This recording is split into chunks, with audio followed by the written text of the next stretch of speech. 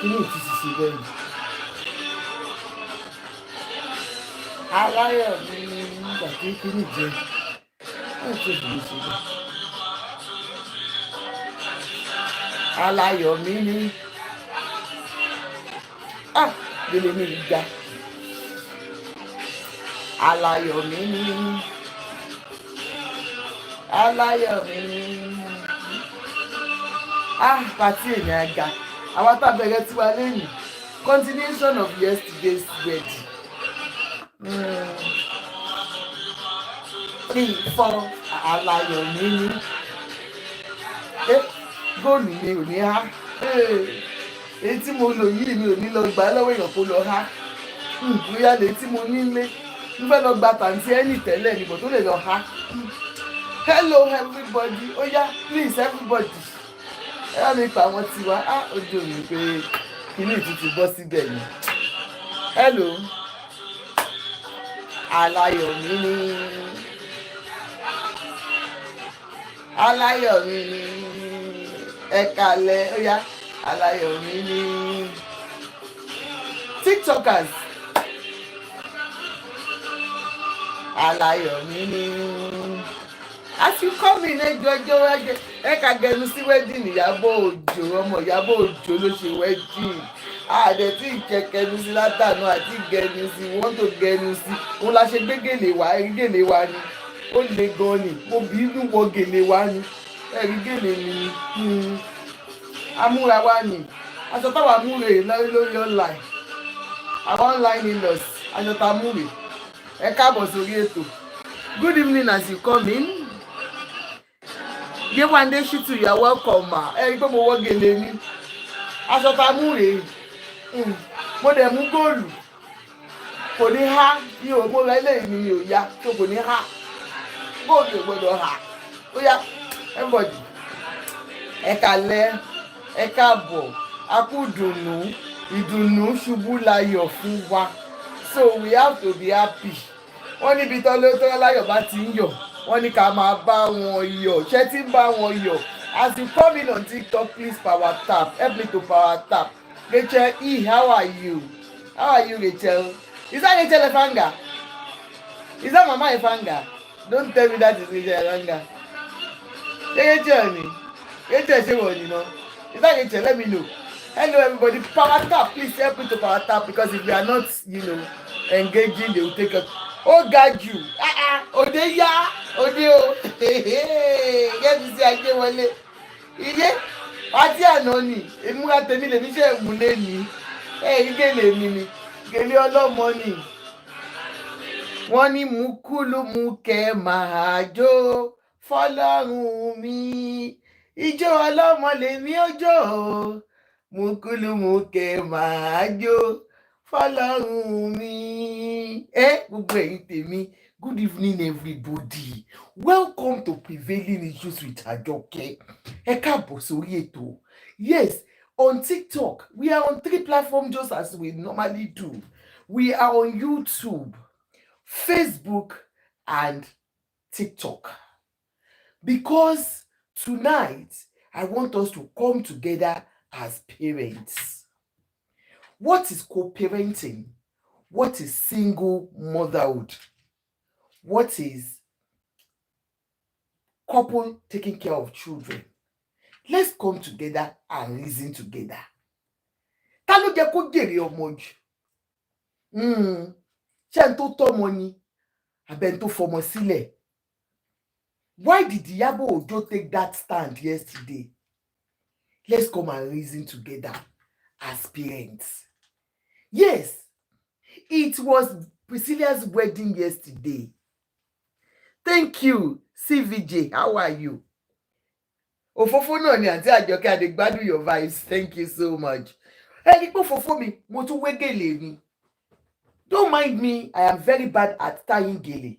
But mo try fele, mo ṣú sórí. Torí wedding ọmọ wa là ń ṣe. Ó tún fẹ́ má disgrace mi gèlè yìí.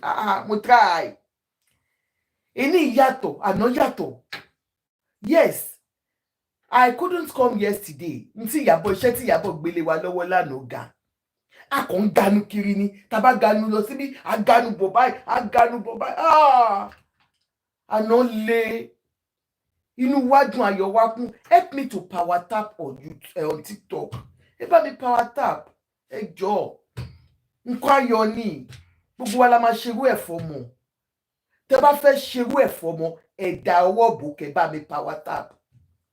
If you want to enjoy this kind of God's glory in your children's life, help me to power tap. It's a big deal. Honestly, since yesterday, for all of you, and I don't think any Nigerian all over the world will tell us that they were not aware of Iyabo Ojo's daughter's wedding yesterday. Nobody, not any Nigerian or any Tanzanian, because Iyabo Ojo's in-laws are from Tanzania. And so, it was a worldwide thing yesterday. Ọlọ́run dùn nínú lánàá. Ẹ káàbọ̀ sórí ètò. Kí la fẹ́ sọ ń pa ẹ̀? But again, mutino.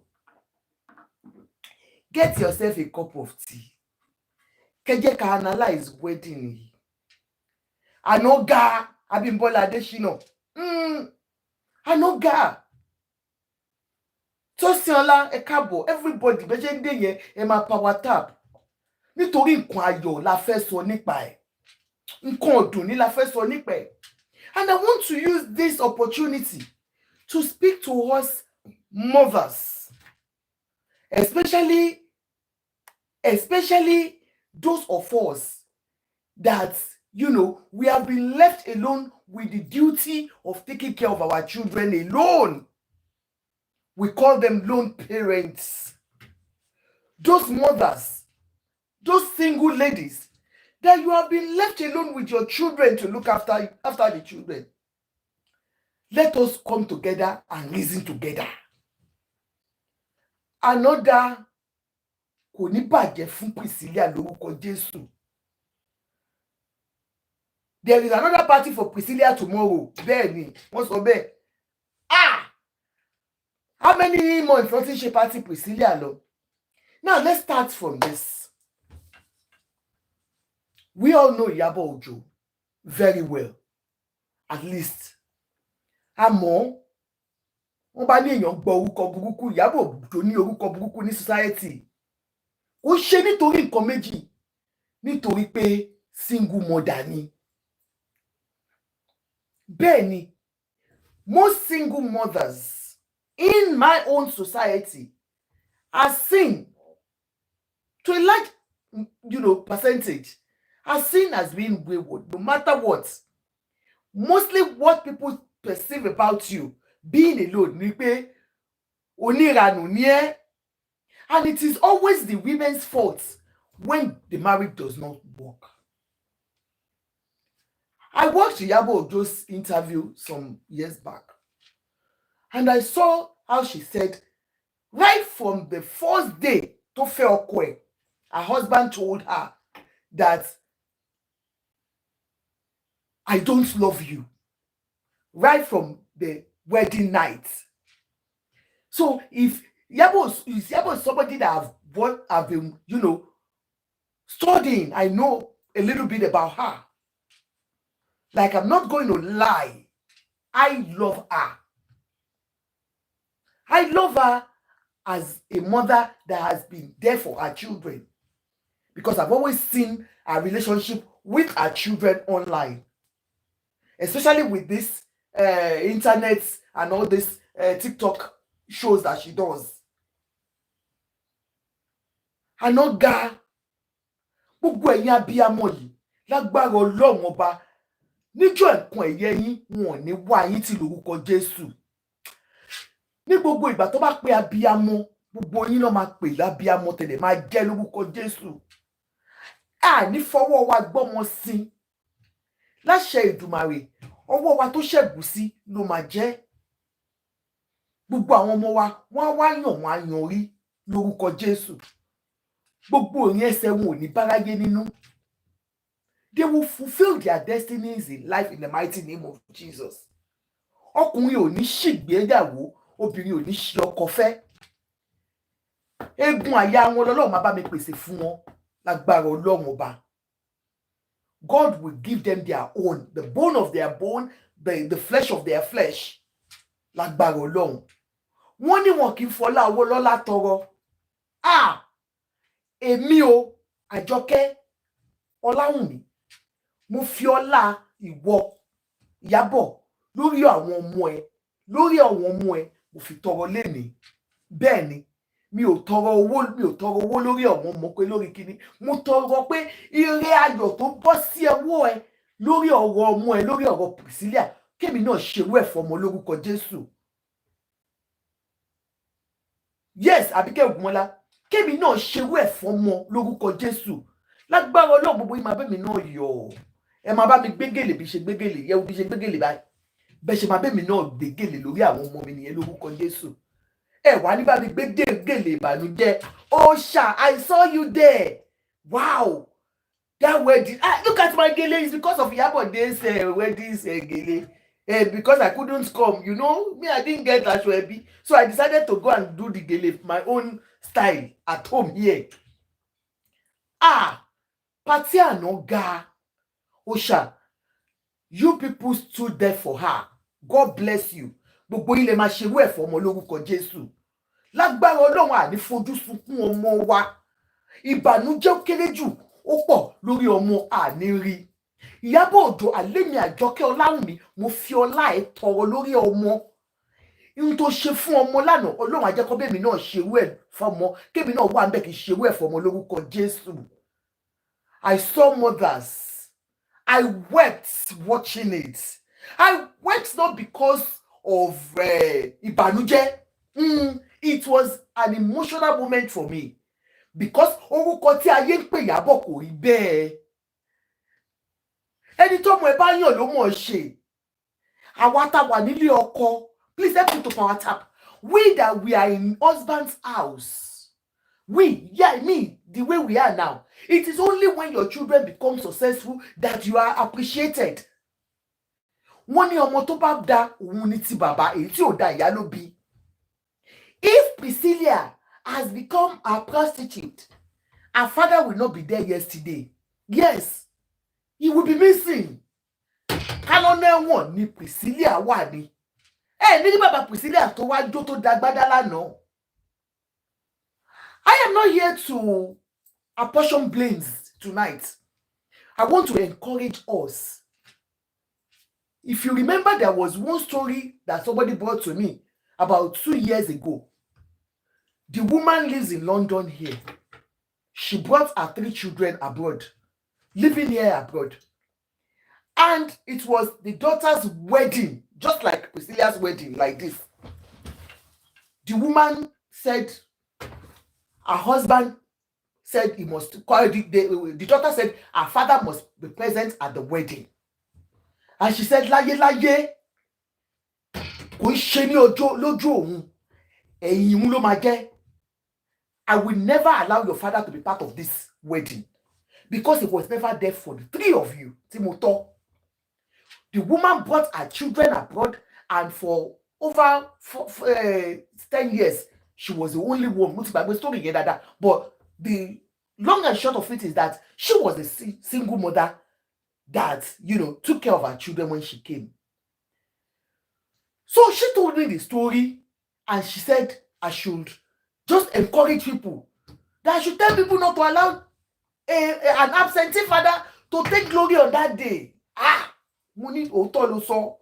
Èmi gan ò jẹ́ gbà, my body was doing to come and share the story. I shared the story. She told me how she was suffering in Nigeria with her children. That she was the only one doing everything. And they got here, she started doing beya work.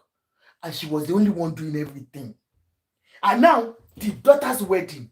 And the daughter is saying that her father must be there.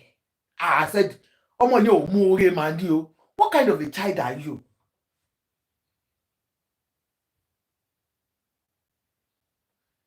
EHCIB, out of the Amebo blog, is only you have not blocked because you have sense, more wisdom. EHCIB, ayemi. Emma boom you. Emma blog, you know I love you. You know I am a good girl. I am a good girl. We will learn from each other. Emma binu, tabati sheyin. Ẹ̀yin àgbààgbà o, ẹ̀yin àgbààgbà tẹ́mi bá ṣe Emma binu. Emma binu nítorí àwọn ọmọ wa. I beg you. Do you know what happened? This woman said I should come and tell the whole world that there are some useless fathers. Tó kàn jẹ́ bàbá, tó bá dijọ́ ẹ̀yẹ, wọ́n fẹ́ jókòó, wọ́n fẹ́ dàgbàdà. That she will not agree. Oh, I said good. Me too, I will not agree if I were to be in your shoes. I no go agree, I no go agree. I shared the news. I shared the, the story. People talked about it, called in on Facebook.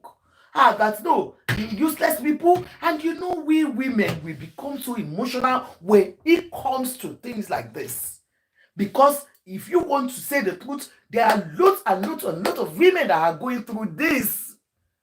Yes. So many fathers. I'm from Isaleko. In Isaleko, we have Shaidbi, they give you belle. You take care of the children. And you are back to Nisaleko, and you'll be taking care of the children alone. So my people, so when she said it was a good story I shared. My dear, the daughter that she talked about called me and said, Mommy, my mommy lied. Oh, Billy, my mommy lied. She said, look, I know my father has not been doing anything, but whose fault? My mother's fault. She said I wasn't a young girl when we left Nigeria. I was 10 years old. And as at that time, my father was all out to take care of us. My father begged, brought people to beg my mother. She refused our father's togetherness in us. My mother did not allow our father come near us. Only kò sẹ́ńtì ò bẹ bàbá ìyá òun tán, ìyá òun ní láéláé o. No. The daughter said the father will bring food stuff. My mama sunkún that the father will be crying, bringing food stuff to the house, and the mother will refuse. There are two sides to a coin. Sometimes we listen to one side and we judge. I put my hand up for it. Most women, we are like that. But don't blame us. So the lady said, okay, you need to come back. Oh, mommy, she calls me mommy. Go back and tell the whole world that my mother lied. Yes. And I will call in your program. I'll call into your program and tell the world what happened. Our father wanted to help. Our father was there. But because my mother had the upper hand, she said no. She will throw the food away. Comment, let me know you're watching. Please power tap on TikTok. Do you get me? So, immediately I came out, I talked about it. When I called the woman online, she said, it's still over her dead body. The lady told me, the girl that was doing the wedding, she said, it's either her father sits on that chair on her wedding day, or the mother will not be allowed in. Yes, this is the mother that did everything for these children. I think she was a banker in Nigeria. She became a carer and she took all the burdens to herself. The girl said even the father's family that lives here in London, the mother refused them seeing them. Then they begged the mother. That's all she wanted. Okay, somebody said, I saw one of her videos with her, these two children, long time when her husband left Iyabo. Iyabo was seriously weeping that nothing the children would eat. I really pity her. Emma Go. So the woman almost of me, quick, mother ya on because every baba was she, and if the woman insists that her father will not come on that day, then ìyá òun ni ò ní jókòó ọjọ́ wedding. Ọ̀rọ̀ burúkú bí gbogbo èèyàn ṣe pè ìyá bàbá pè ìyá bàbá sọ̀rọ̀. The next thing the woman said, she said yes, only because ọkọ òun fìyà jẹ òun, gbogbo plans táwọn jọ ní ó bàjẹ́, ó fún yàn lóyún, ó ṣe, ó mọ̀. She said a lot of things. Ó nítorí ẹ̀ lòun ṣe ní kò ní bá àwọn ọmọ wọn ní nǹkan ṣe pẹ̀lú ẹ̀. Mo ní, but the way you told me was like the man was not, ready to do anything. And even till that time, it was the man and the girl found her father herself. She went looking for her father. Ó lọ wá bàbá ẹ̀ rí ni, because ó mọ̀ pé bàbá wọn ò ṣe wọn. So the woman said, òun mọ̀, ó ní Ọlọ́run á bí àjọ ọmọ yẹn tó bá ṣe kíní kan, mo ní má má ṣe pé fún ọmọ tẹ bí nínú nítorí kíní. Olóhun jẹ̀yà, àǹtí Àjọkẹ́, mo jẹ̀yà lórí àwọn ọmọ yìí. Ṣó wá jẹ́ káwọn ọmọ yìí máa mú kọ́ wá mọ bàbá wọn nísìn? Why would they allow their father into their lives? She cried. Everybody begged down like that day. Àbẹ̀yà yìí ó ṣe wá sọ òótọ́. So for some women, they will intentionally not allow fathers in the children's lives because of their own bitterness. Some are like that. For such people, tó bá rojọ́ fún ẹni aráàta, you will believe them, won't you? But the sad part of it is this. Woman yìí, pẹ̀lú gbogbo wàhálà tó gbé, tó rán ṣọmọ pé wọ́n ló máa dá ṣe nítorí ọkọ ṣe. At the end of the day, ọmọ yẹn yìí padà lọ bá bàbá tó bí lọ́mọ o. So many of our obìnrin will make such mistakes. Amadaya don't come. We want to do it ourselves when we can get help. Àwọn kan nìyẹn. But for Iyabo's case, my dear, may God bless Iyabo. Lágbára Ọlọ́run, Iyabo Ojo, ó ti ṣèyàwó fọ́mọ. Lágbára Ọlọ́run, wàá fi ẹ̀yìn ẹ wàá gbé ọmọ pì sílé àpọ̀n lórúkọ Jésù.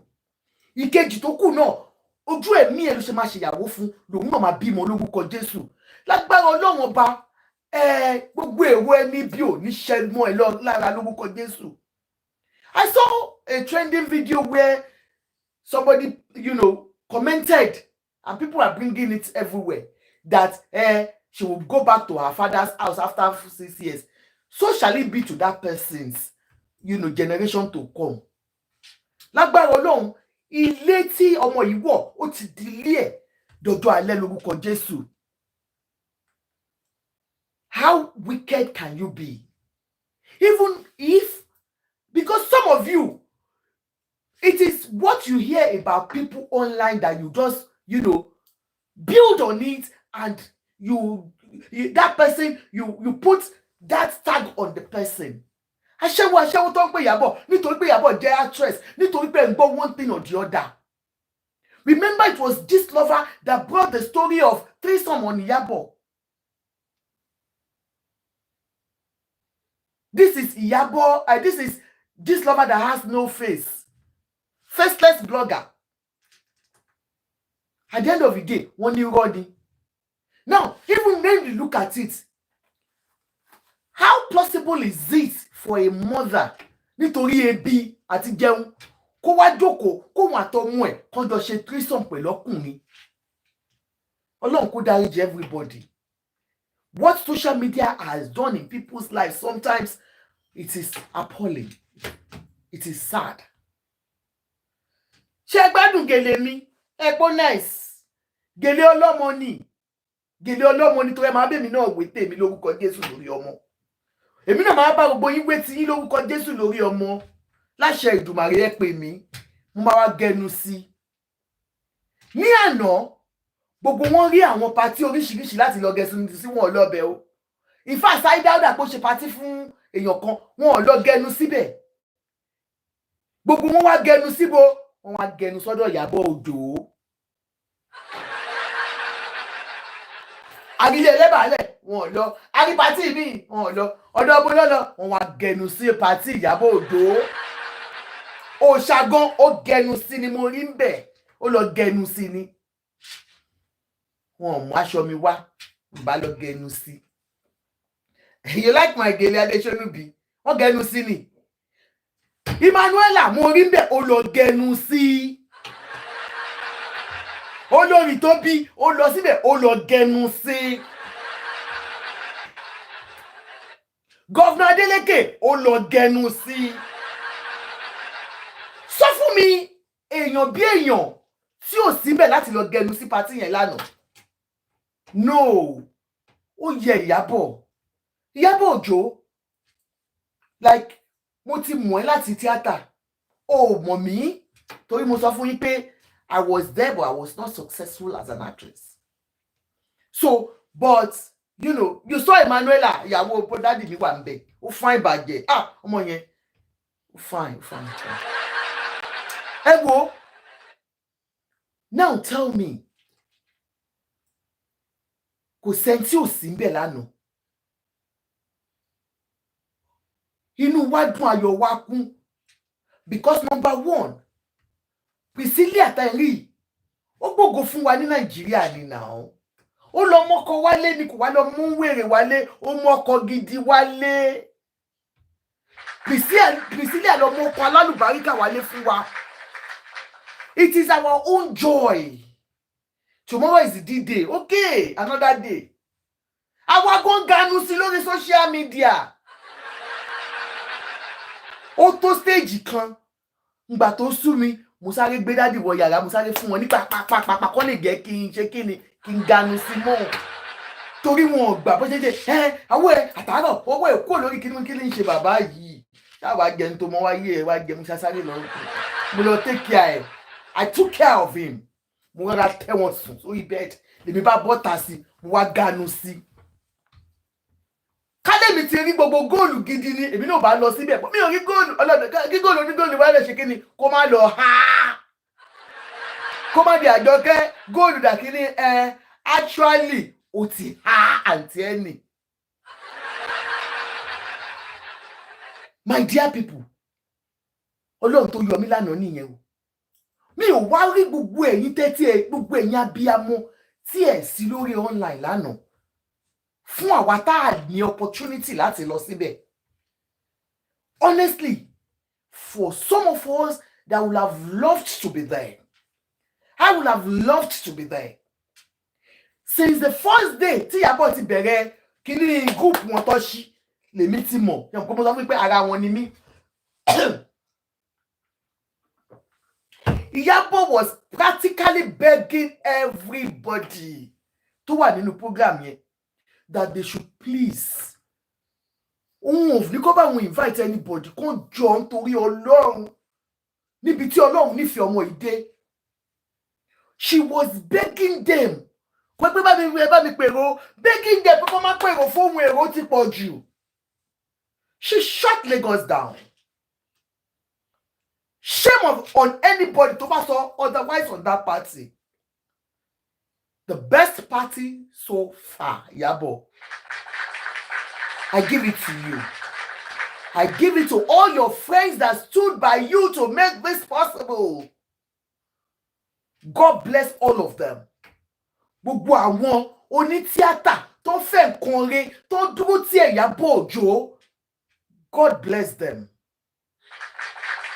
Tó fi tinútinú ṣe Ọlọ́run aláàánú jùlọ, àìká àwọn náà ṣerú ẹ̀ fọmọ lórúkọ Jésù. Iyabo, you shut Lagos down. And I wrote it out. It got to a point, I became so emotional, and I went on my phone and I said, Iyabo, you did not just shut Lagos down.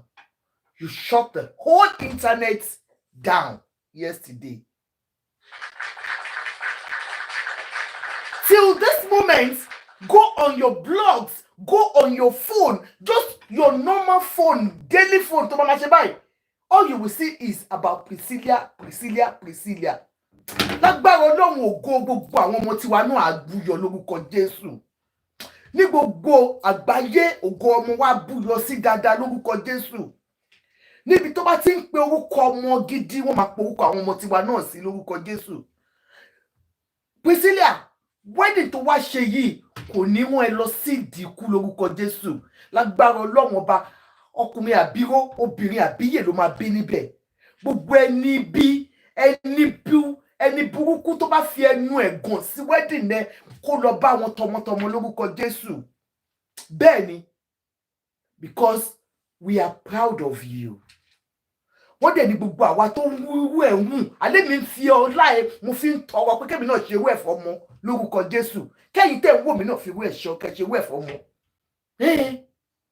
God, she shut Lagos down. Ṣẹ́rí ká ṣáà máa ṣe dáadáa. Ká ṣáà máa ṣe kí ni? Ká máa ṣe dáadáa. I've heard people talk about Iyabo. Forget about what we listen to on social media. Believe me. Ṣé mo pé mo máa ń ṣèké ẹ ṣáà mọ̀. Gèlè tẹ́ ń rí èké ni mo fi gbà. Ibironke, you were praying for her. God bless you. Ẹ wo, máa ń ṣèké gidi gan. Sometimes máa ń fẹ́ fọgbọ́n wọ́rọ̀ lẹ́nu àwọn tájọ́ ń ṣe tíátà tẹ́lẹ̀. And what I hear about her, it's impressive about her children. Ọlọ́run ọba.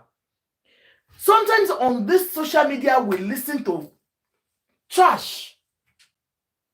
Ṣé nígbà tí Iyabo ti ní problem, for all of you watching me, tẹ́ bá máa sọ òótọ́ fúnra yín, was when she came out and stood against Baba Ijesha. She stood against injustice on a minor. She stood against child abuse. That was when Iyabo started having problems. All we knew Iyabo for was a single mother that was living on her own with her children. Nobody paid much attention to her being, except for this lover that will bring one story or the other, and Amaganusi, and both story. Oh my good, you come on, Shallow, Hasi Milong. That was, that was all we knew. This lover would just come with one story or the other, and we'll talk about it, and that would go off. But Iyabo started having real issues with people because she became emotional about that case because Otishele Siri. Sometimes some things trigger actions in you. God will how get it, but ẹni tó já góòlù oní góòlù tó ta góòlù oní góòlù ó kúkú ní ṣayé ẹ̀ náà ṣe ló tún fi lé hàn tó tún ní àwọn kan rẹ́ǹtì ilé gidi. Ayé lé o ìbò sí o ara ayé dorí kodò kò yé wa mọ́ ó dẹ̀ jẹ́ kí góòlù yìí há finally Ọlọ́run ṣeun tèmi lélẹ̀ kò lè há anywhere. Àǹtí ẹni baby, so like I was saying, that was what brought the case out. This is somebody that said she was molested as a child. I've heard stories about her. I think she's from a rich home. So, according to what they said at that time, yeah, she was, molested. I want to use that word. I think about 5 times or 3 times she said. So when Baba Ijesha's case came and they called her, Erolomba, O trigger, the trauma of being molested as a child. And as children, when we were growing up in Isaleko, I told you, because it was like a norm. Who do you want to speak to? Is it your mother? Politics, no? So most of us that were living in that kind of an environment, we must have, experienced child abuse one way or the other. Being molested in Isaleko was like everyday thing. So at the end of the day, even when the other job they were going,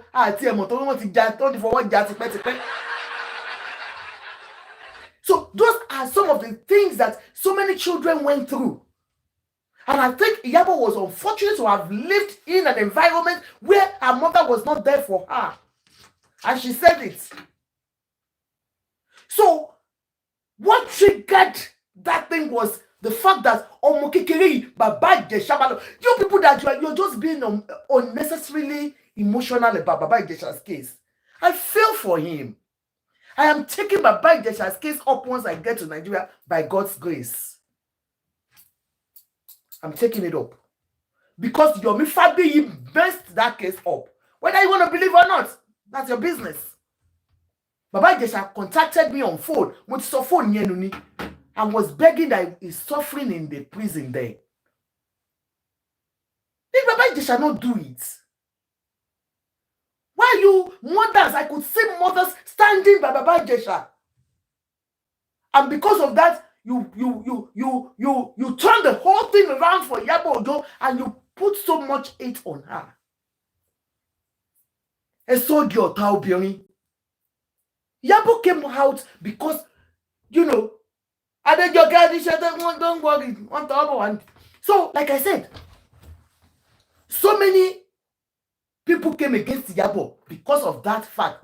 Ó fi ìtara jáde, ìtara abiyamọ. Ó fi wò pé ká lọ́mọ òun president lọ́tọwọ́ bọ̀ lọ́ bá yé ẹ̀jẹ̀. Báwo lòun ṣe máa feel? Because òun ti go through ẹ̀rí, òun ò rí ìyà tó fetí gbọ́ tó bá òun gbọ́. And like I do say, in our society, especially nígbà táwa ń dàgbà, èèyàn mélòó ló máa pè jáde pé mọ́mì mi wọ́n bá mi sùn. You will still, I've seen so many women that had that secret for years. It was during Baba Ijesha's case that people were talking out, saying it. Because the program, this will be the first time she was talking about it.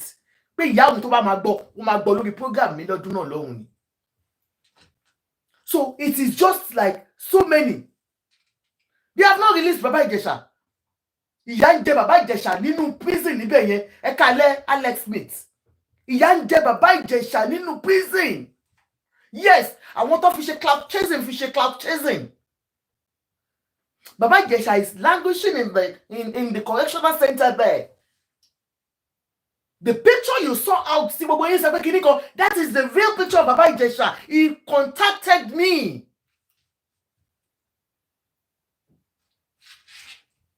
Ha! Ẹ̀yin abiyamọ. Ẹ wá jókòó, ẹni wọ́n set Baba Ijesha up ni. Tí o bá rí ní bèbè nǹkan wọn ní set up, it is what you are used to. Like I said, kò sẹ́ni tó gbàdúrà kí career Baba Ijesha bàjẹ́ bẹ́ẹ̀ yẹn. But ọmọ kékeré ńkọ́, you think about it. Ní ìlú tá wà yìí, ẹni bó ṣe máa ń ṣọ́ àwọn child abusers. Tó dẹ̀ máa ń mú wọn. They care less, even if you are 120 years old. Once you abuse a child, you know, sexually, you go for it. But we put so much emotions on it. And to what one jà fún that particular thing, òun la wá mú dání. And the men were happy about it. They stood by it because they saw some women standing up for Baba Ijesha. Wọ́n ní Iyabo kò fẹ́ tì sí ni, wọ́n ní the princess kò fẹ́. You will just giving nasty excuses. Èmi fẹ́rẹ̀ mi sípò ìyá ọmọ yẹn ni. Ẹ gbàgbé whatsoever people are talking about. Ṣé Baba Ijesha make attempts láti bọ́ ọmọ yẹn sùn or not? Ṣó ṣe àbí ò ṣe? But torí ẹ̀, gbogbo yín ẹ kẹ̀yìn sí Iyabo Ojo tí ò ṣẹ̀yìn tí ò ròyìn, all because ó jáde síta, ó kígbe bára ṣe ta tó. Now, mo gbé wa back ni. That was how Iyabo started having an issue with people. I love you.